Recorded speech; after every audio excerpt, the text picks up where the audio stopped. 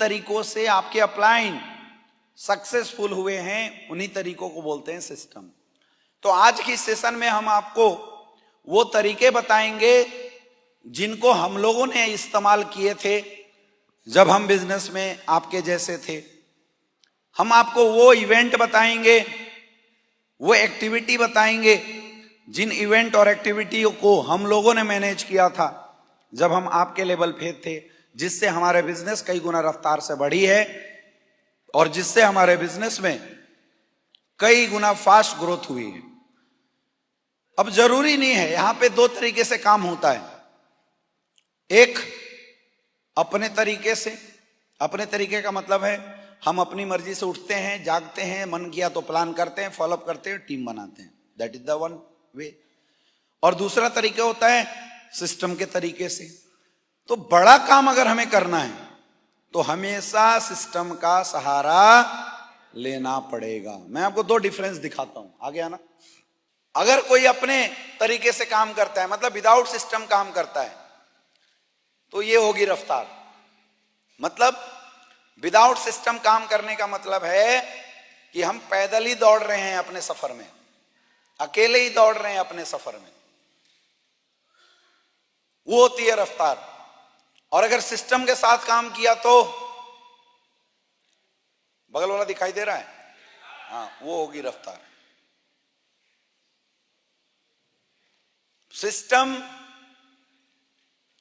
आपके बिजनेस में आते ही रॉकेट की रफ्तार ले आती है। कई लोग सोचते होंगे सर मेरा टारगेट क्यों नहीं हो रहा है, मेरी रैंक फटाफट क्यों नहीं टूट रही है। तो आपकी रैंक इसलिए फटाफट नहीं टूट रही है, आपका टारगेट इसलिए नहीं हो रहा है क्योंकि आप मेहनत तो कर रहे हो, आप बिजनेस तो कर रहे हो, लेकिन सिस्टम के साथ बिजनेस नहीं कर रहे हो। That is the problem. यही है प्रॉब्लम, और कोई प्रॉब्लम नहीं। तो सिस्टम के साथ अगर हम बिजनेस करने लगे तो सब कुछ अच्छे से होगा। समझ में आ रहा है? एक व्यापारी अकेले जोर लगाता है और एक व्यापारी सिस्टम का जोर लगाता है। आपने अपने शहर के किसी भी मॉल के काउंटर पे किसी भी मॉल के मालिक को बैठे हुए देखा? देखा क्या? देखा क्या? जबकि एक लल्लू सेठ है, वो खुद काउंटर पे बैठता है, एक एक पैसे का हिसाब गिनता है। दो तीन लड़के लगा रखे हैं। ज्यादा पैसे कौन कमाता है, मॉल वाला वो लल्लू सेठ? मॉल वाला। क्यों? क्योंकि मॉल वाले ने अपना एक सिस्टम बनाया है। आप लोग अक्सर सुनते होंगे बिजनेस तब तक स्टेबल नहीं है जब तक कि आप अपना धंधा छोड़ के गोवा के बीच पे बियर के मजे लो और आपका चेक बन रहा हो। तो ये कब हो सकता है? जब हमारे बैक में सिस्टम रन करें। अब वो सिस्टम हम डेवलप करेंगे तभी तो रन करेगा, हाँ या ना? इसीलिए हमारे बिजनेस में सिस्टम के साथ काम करने वालों की रफ्तार बहुत तगड़ी होती है, बहुत अच्छी होती है। जो लोग सिस्टम को फॉलो करते हैं, जो लोग अपनी टीम में सिस्टम को फॉलो कराते हैं, उनकी स्पीड बहुत अच्छी होती है, उनकी ग्रोथ बहुत अच्छी होती है। और जो लोग सिस्टम फॉलो नहीं करते वो खुद भी झेलते हैं और अपनी डाउनलाइनों को भी झेला जाते हैं। तो क्या है ये हमारा सिस्टम, और उस सिस्टम के तहत हमें क्या क्या मैनेज करना पड़ता है, उस पर हम बात करेंगे। सिस्टम के दो पार्ट होते हैं, पहला मैनेजमेंट और दूसरा होता है एक्टिविटी। टाइम पे, हर टाइम पे किए जाने वाले एक्टिविटी को ही सिस्टम का पार्ट बोलते हैं, है ना? सिस्टम से बिजनेस करने का तात्पर्य क्या है? हमारे यहां सिस्टम से बिजनेस करने का तात्पर्य है आपका सेमिनार चलना चाहिए, आपकी ट्रेनिंग चलनी चाहिए, आपका ग्रुप मीटिंग होना चाहिए। सिस्टम बोलता है कि अगर आप कहीं पे बिजनेस बड़ा करना चाहते हैं तो आपको संडे का सेमिनार चालू करना चाहिए। सिस्टम बोलता है अगर आपको बड़ा बिजनेस करना है तो आपको अपने सेंटर पे फ्राइडे ट्रेनिंग चालू करना चाहिए। सिस्टम बोलता है अगर आपको बिजनेस को डुप्लीकेट करना है तो आपको हमारे कुछ ट्रेनिंग सिस्टम्स हैं, उनको अपने यहां पे लागू करना चाहिए। लेकिन ये सारी एक्टिविटी कब होगी? सारी एक्टिविटी माय डियर फ्रेंड तभी हो सकती है जब हम अपने शहर में अपनी टीम के सिस्टम को लॉन्च करेंगे। इसलिए बार बार आपका अपलाइन बोलता है नए नए सेंटर खोलो, वेन्यू मैनेज करो, ट्रेनिंग मैनेज करो, इसके बारे में बार बार आपका अपलाइन आपको समझाते रहता है। तो कैसे चलता है वो सिस्टम, आज हम उस पार्ट पे बात करेंगे। कैसे की जाती है सिस्टम की लॉन्चिंग, हम उसको समझने की कोशिश करेंगे। तो the first part is venue management. सबसे पहला पार्ट क्या है? Venue management. तो वेन्यू मैनेजमेंट की जिम्मेवारी सबसे पहले समझना पड़ेगा किसकी होती है। It is the responsibility of all leaders to create the environment. तो सबसे पहले तो आप जिस शहर में रहते हैं, अगर आप चाहते हैं कि उस शहर में सिस्टम आए, सिस्टम लॉन्च हो, तो हर एक लीडरशिप को, उस शहर की हर एक लीडरशिप को रिस्पॉन्सिबिलिटी लेना पड़ेगा। हम लोग कैसे सिस्टम लॉन्च करते थे मैं आपको बता रहा हूं। जैसे हम लोग क्या करते थे, हमारा वाराणसी में बिजनेस चलता था। अब हमारे दिमाग में आइडिया आया कि बनारस में मेरे न रहने के बाद भी हमारे लीडर इतने सक्षम हो गए कि मेरा बिजनेस चला रहे हैं। तो हम क्या करते थे, हम गाजीपुर जाने लगे और गाजीपुर में जा जाके हम 1 by 1 प्लान करते थे। फ्राइडे, संडे, सैटरडे, ये 3 दिन हम बनारस में टाइम देते थे, और संडे, मंडे, ट्यूसडे, वेंसडे, ये 3 दिन हम गाजीपुर में जाते थे। हम गाजीपुर में जाते थे, 1 by 1 प्लान करते थे, लोगों से मिलते थे।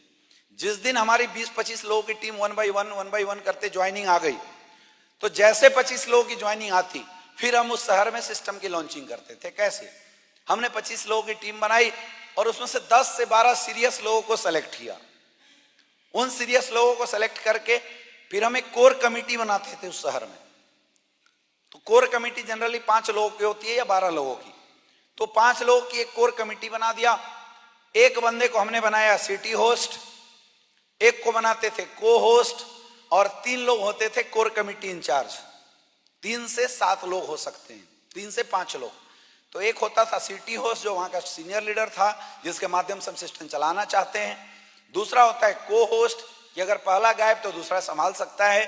और उसके बाद 3 से 5 लोग ऐसे होते हैं जो कोर कमेटी के मेंबर्स होते हैं। उसके बाद तब हम उस शहर में लोगों को किट का मैनेजमेंट देते थे। तब हम किट की फंडिंग उनको देते थे कि भैया आप जो किट आता है उसके फंड मैनेजमेंट, फंड अब आपके हाथ में होगा। और वो फंड किसी एक के हाथ में नहीं होता था, वो फंड 5 लोगों के हमेशा हाथ में होता था। वो 5 लोग मिलकर ही उस फंड को मैनेज किया करते थे, उनको देखते थे, उसको क्या यूज करना है, कैसे यूज करना है, उसकी रजिस्टर मेंटेन किया करते थे। वो 5 लोग मिलकर ये प्लानिंग करते थे कि हमारा हर महीने का खर्चा कितना है। सपोज 20,000 का खर्चा है, तो 20,000 के खर्चा के लिए अपने को कितना किट निकालना पड़ेगा? लगभग 100 किट्स एक महीने के अंदर निकालना पड़ेगा। तो 100 किट 5 लोग 20-20 के हिसाब से पड़ता है। तो वो 5 लोग रिस्पॉन्सिबिलिटी होती थी 7 लोगों की कि अपने अपने बिजनेस में 20-20 किट हर महीने निकाल के लेके आए। जो नहीं निकालता था हम उसको पेनाल्टी देते थे, और जो निकाल के लाता था उसको शाबाशी देते थे। तो इस तरीके से सबसे पहले हमारा क्या होता है, फंड मैनेज होता है। और तब हम उस शहर में 2 हॉल, एक हॉल सप्ताह में 8 दिन के लिए बुक करते हैं, फ्राइडे ट्रेनिंग के लिए और संडे सेमिनार के लिए। एवरी वीक फ्राइडे ट्रेनिंग और संडे सेमिनार। अब ये काम किसका है? ये काम है सिटी होस्ट का। सिटी होस्ट हॉल बुक करेगा फ्राइडे ट्रेनिंग के लिए और संडे सेमिनार के लिए, और लोगों को इन्फॉर्म करेगा, हॉल, लोकेशन, टारगेट, ये सब काम होता है सिटी होस्ट का। तो सिटी होस्ट इसकी जिम्मेवारी लेता था। अब हम लोगों को कैसे सिखा सकते हैं? हम सिखा इसलिए सकते थे क्योंकि वाराणसी में हमने खुद सिस्टम मैनेज किया था। जब तक आप खुद सिस्टम मैनेज नहीं करोगे तब तक आप दूसरे को सिखा नहीं सकते हो। हमारे संडे के सेमिनार में जब सेमिनार चालू होता था तो गेस्ट आते थे, हर गेस्ट की हम रजिस्ट्री करते थे। बाहर एक काउंटर पे रजिस्टर होता था, हर एक गेस्ट का नाम, नंबर, मोबाइल नंबर और किसके साथ आया है, किसका गेस्ट है, वो नोट डाउन करवाते थे, तभी एंट्री होने देते थे। और वो जिसके साथ आया उसका हम आई कार्ड जरूर चेक करते थे। वो आई कार्ड लेके है तो एंट्री फ्री, अगर आई कार्ड नहीं है तो हम उस पर पेनाल्टी लगाते थे, 200 रुपया, 250 रुपया, 100 रुपए पेनाल्टी लगाते थे। तो लोग आई कार्ड पहन के आते थे। हम ड्रेस कोड चेक करते थे कि जितने भी लीडर्स हैं प्रॉपर ड्रेस कोड में आए या नहीं आए, चाहे कोई कितना भी तुरम खान हो। अगर संडे के ट्रेनिंग में संडे के सेमिनार में ड्रेस कोड पहन के नहीं आया तो हम उसको बाहर भगा देते थे। प्रॉपर मैनेजमेंट इसको बोलते हैं।